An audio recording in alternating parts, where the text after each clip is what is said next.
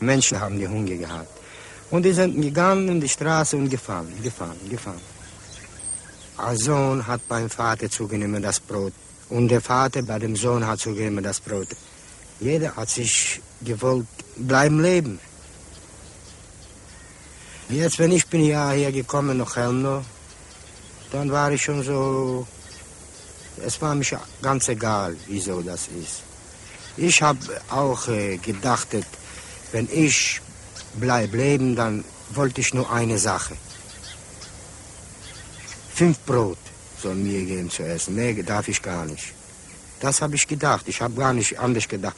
Und ich habe noch geträumt, wenn ich bleibe leben, dann bin ich eine auf der Welt. Mehr keine Menschen ist nicht da, nur ich eine. En la oscuridad de la noche del nazismo, el terror aún era mudo.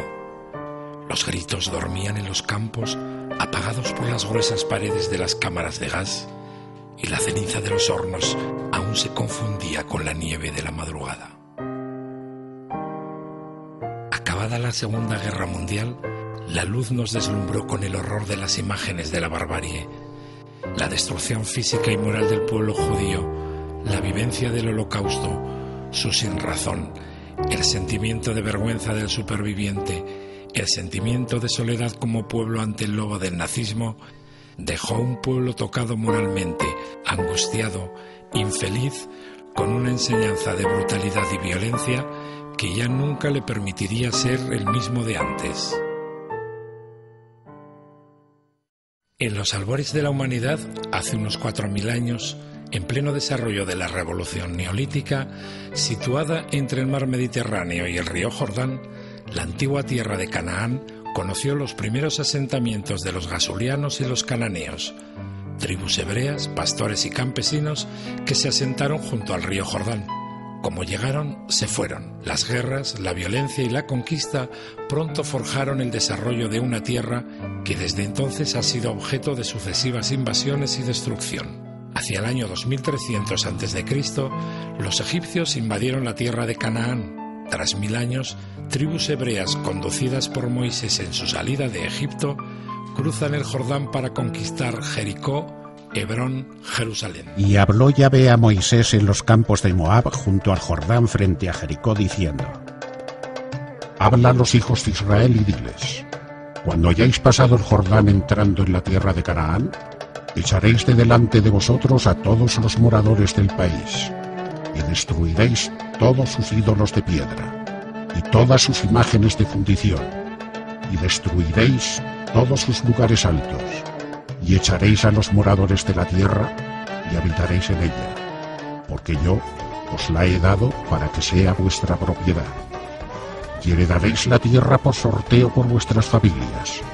A los muchos daréis mucho por herencia, y a los pocos daréis menos por herencia. Donde le cayere la suerte, allí la tendrá cada uno. Por las tribus de vuestros padres heredaréis. Y si no echaréis a los moradores del país de delante de vosotros, sucederá que los que dejaréis de ellos serán por aguijones en vuestros ojos y por espinas en vuestros costados, y os afligirán sobre la tierra en que vosotros habitaréis. Todos los ciudadanos israelíes, como se cree, no provienen de las 12 tribus de Israel, de las 12 tribus de... por ejemplo, el propio Ibn Jaldún habla de tribus judías ya en el siglo XIII, cuando que estaban emplazadas en el norte de África, pero que eran bereberes, que se habían convertido al judaísmo. Y tenemos el caso del imperio házaro en el siglo VII, que se convirtió en masa al judaísmo. Tenemos judíos convertidos en España. Es decir, no todos los judíos vienen de esa diáspora después de la segunda destrucción del templo y de su expulsión por los romanos. No. Eso es un mito absoluto. O sea, el pueblo judío ha sido reinventado. Ahora podemos hablar de un pueblo israelí, efectivamente, ¿no? Si entendemos a un pueblo como una comunidad humana que trabaja en conjunto hacia unos objetivos para vivir y trascender en la historia, etcétera. Pero el pueblo judío que va en un primer momento... No existe el pueblo judío. No existe, es una invención, es otro mito absoluto. La reconstrucción político-religiosa de la Edad Mítica de Israel añadió a la dispersión real de los judíos por el mundo un carácter pseudo-religioso como pueblo elegido de Dios, en el que, una vez perdonados sus pecados, comenzaba la vuelta a la tierra prometida, creándose así el mito de la diáspora, el exilio judío. Posteriormente, nuevas guerras: asirios, babilonios, filisteos, macedonios y finalmente los romanos, con los que la antigua Canaán pasó a denominarse Palestina. Con la caída del imperio, Palestina pasó a formar parte de Bizancio. La expulsión sufrida por parte de los cruzados significará la reconquista árabe de Palestina. En 1515, los musulmanes otomanos ocupan esta tierra y la dominan hasta finales de la Primera Guerra Mundial. Finalmente, en 1920, se encomienda por la Sociedad de Naciones el mandato británico. Al final del siglo XIX, en pleno auge de los nacionalismos, las reelaboraciones de la diáspora dan como resultado el surgimiento del sionismo, entendido como el restablecimiento de una patria para el pueblo judío en Eretz Israel. El 11 de octubre de 1917, el avezado oficial del ejército de Su Majestad, Ser Allenby, entra en Palestina al mando de sus tropas y miles de ciudadanos y ciudadanas salieron a recibirle con alborozo. El 2 de noviembre, el ministro de Asuntos Exteriores de Gran Bretaña, Sir Balfour, dirige una carta al banquero judío Lord Rothschild. Tengo el placer de enviaros de parte del gobierno de Su Majestad la siguiente declaración, simpatizando con las aspiraciones judeo-sionistas, declaración sometida al gobierno y aprobada por él mismo. El gobierno de Su Majestad considera favorablemente el establecimiento en Palestina de un hogar nacional para los judíos y empleará todos sus esfuerzos para facilitar la realización de este objetivo, quedando claramente entendido que nada se hará que pueda perjudicar los derechos civiles y religiosos de las colectividades no judías existentes en Palestina, ni los derechos o el estado político de que gozan los judíos en cualquier otro país. Os estaría reconocido si llevaseis esta declaración a conocimiento de la Federación Sionista. Sinceramente suyo, Arthur James Balfour.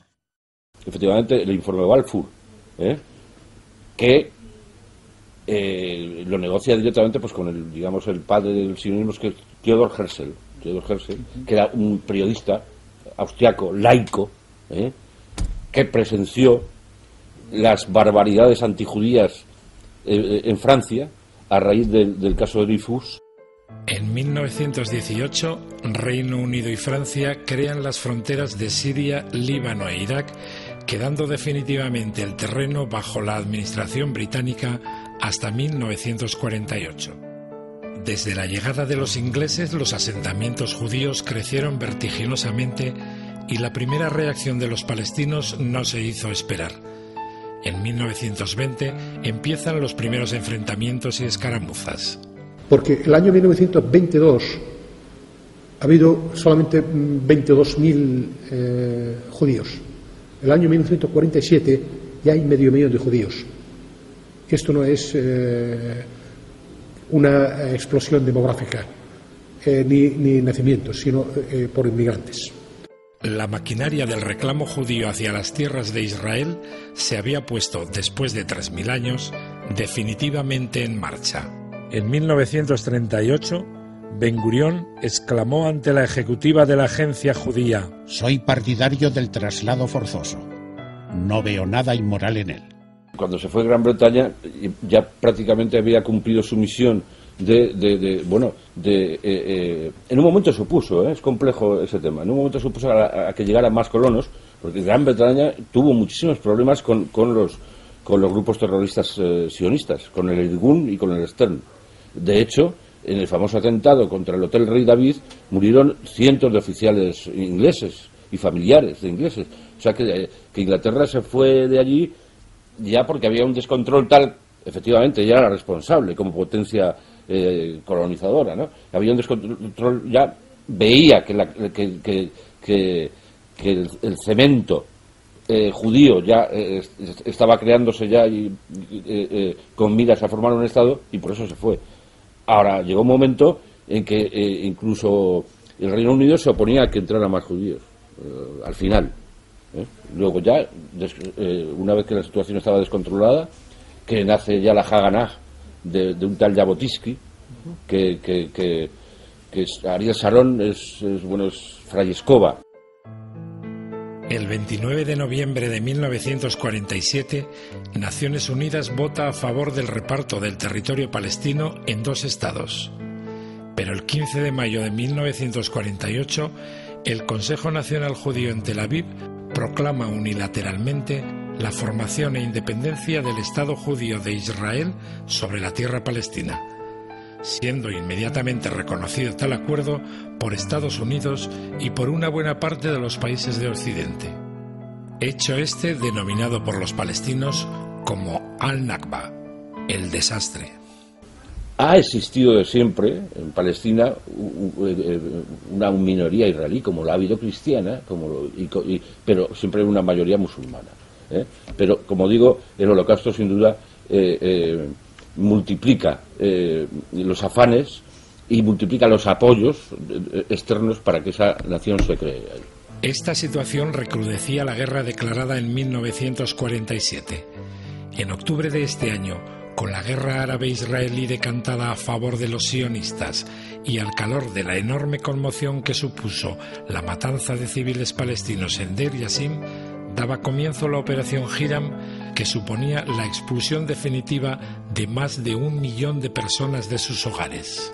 Ciudadanos palestinos que a día de hoy suman más de 5 millones de personas, dispersos en 59 campos de refugiados en Siria, Jordania, Líbano, Cisjordania y Gaza, que viven bajo el estatuto del refugiado y en unas condiciones de subsistencia en muchos casos infrahumanas. Esto es algo que nace en el momento en que aparece el Estado de Israel como consecuencia de la mala conciencia que Occidente tenía respecto al trato que habían recibido los judíos durante la Segunda Guerra Mundial, durante el Tercer Reich, y a partir de ahí, pues, con mucho poder económico por detrás, porque hay que reconocer que la instalación en Israel no fue una cosa ni barata ni inmediata, pero con mucho dinero por detrás, básicamente proveniente de Estados Unidos, pues empieza a nacer un país que para algunos era el país deseado, como nos mostraban aquellas películas tipo Éxodo, en que la gente acudía hacia allí.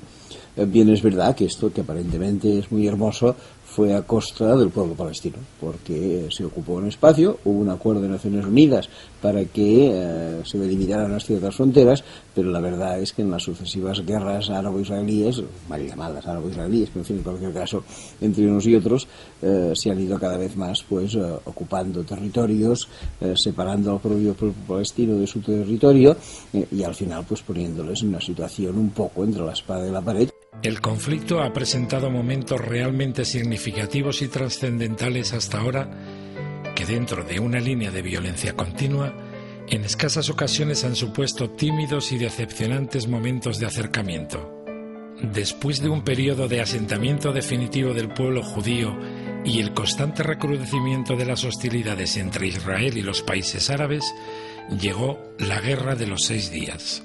El 67, me acuerdo muy bien, me pilló en Amman. Y yo he visto con mis ojos allí como los aviones Mirage, entonces, volaban sobre los campos de refugiados palestinos en Amman.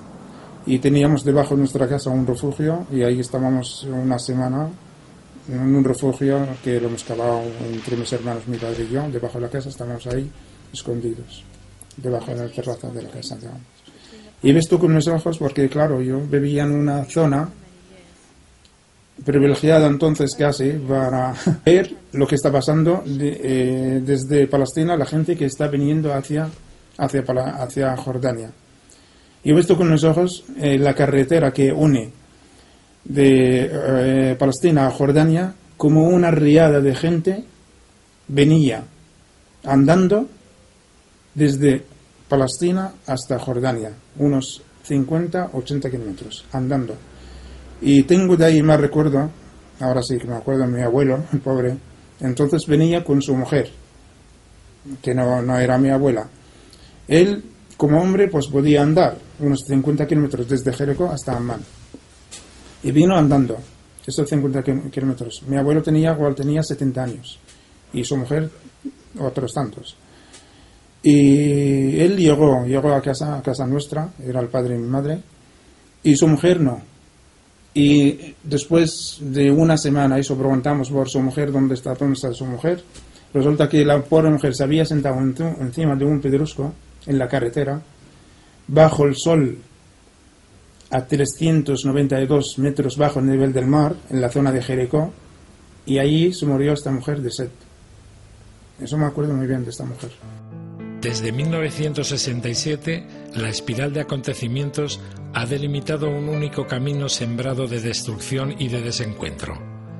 La matanza de Septiembre Negro en 1970, la guerra de 1973, la guerra del Líbano, la caída de la OLP en 1982. Ante tanta decepción, pronto llegó la primera intifada. La primera intifada demostró que no hubo terroristas suicidas, demostró que sin armas la causa palestina fue conocida en todo el mundo miró con simpatía la causa palestina. Por el contrario, la segunda intifada del 2000 militarizó esas expresiones de protesta y entonces cambió todo, ¿no? Ya otra vez se volvió a ver, y más después del 11S, ¿no?, a los palestinos como terroristas, etcétera, etcétera.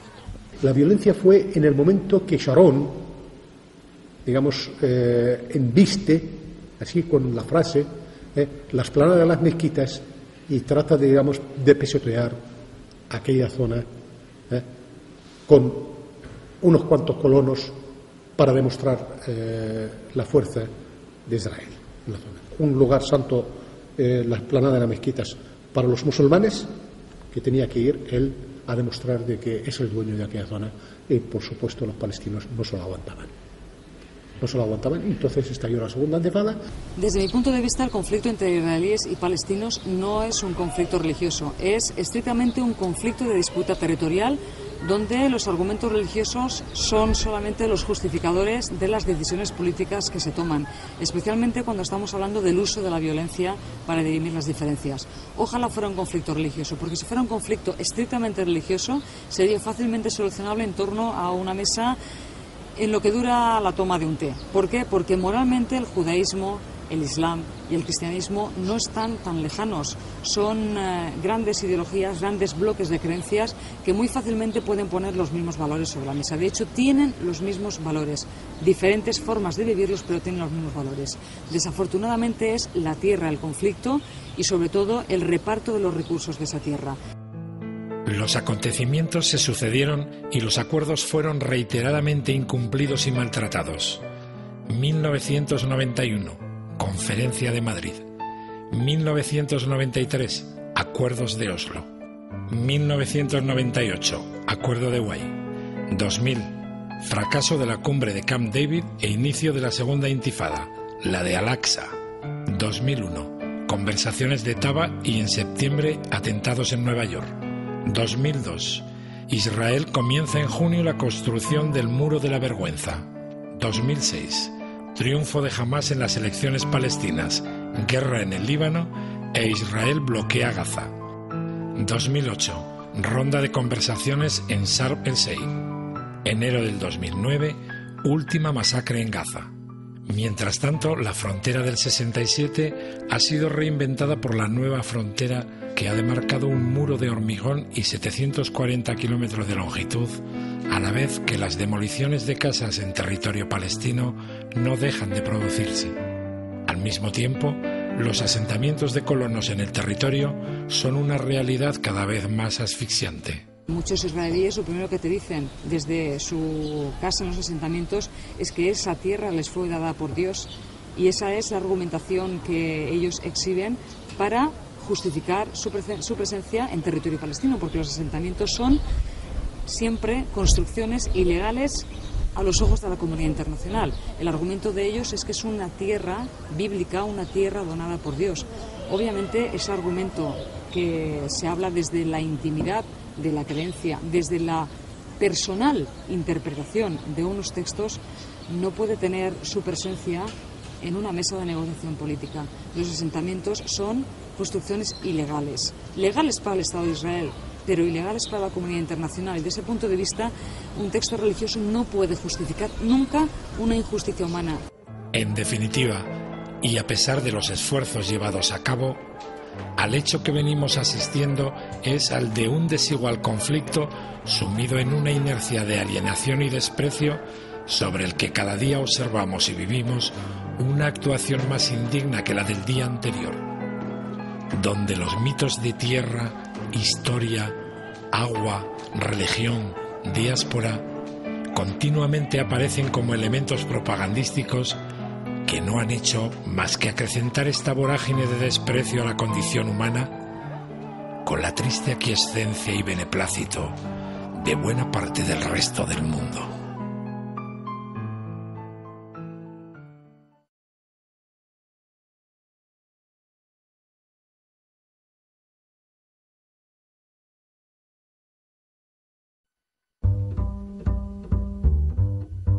Ramallah on the ground, yeah. Chacal, boycott internacional.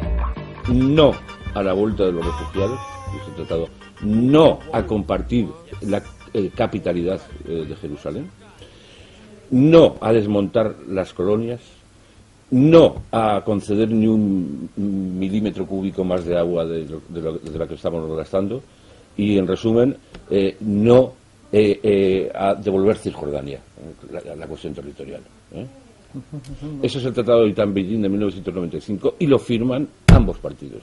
O sea que ya estamos viendo que no están dispuestos, ahora mismo en estos momentos que vivimos ahora, se están construyendo colonias en Cisjordania. Hay un negocio de ladrillo en Cisjordania. Entonces, ¿dónde está la voluntad de ceder? Dice, es que los palestinos son peritos en perder oportunidades, o son expertos en perder oportunidades de paz. Eso son palabras. No quieren ceder nada, de nada, de nada. Y desde luego lo que menos es la voluntad de los refugiados. En mi opinión, el conflicto entre Israel y Palestina no es un conflicto religioso. El concepto de religión es, de alguna forma, una cortina que viste todas las discusiones que nos podemos encontrar en el conflicto, pero es básicamente una cuestión de disputa territorial. Es la historia de un Estado creado dentro de una geografía que estaba poblada por otra gente. En ese sentido, el argumento religioso es siempre un argumento generador de enfrentamientos, de argumentos para legalizar situaciones políticas, pero desde mi punto de vista y de manera además muy firme, el conflicto entre palestinos e israelíes es un conflicto de disputa territorial por la misma tierra. El problema nuestro es totalmente diferente, no tiene nada que ver con la religión, ya no es por principios religiosos, es una tierra que nos han robado, que nos han quitado.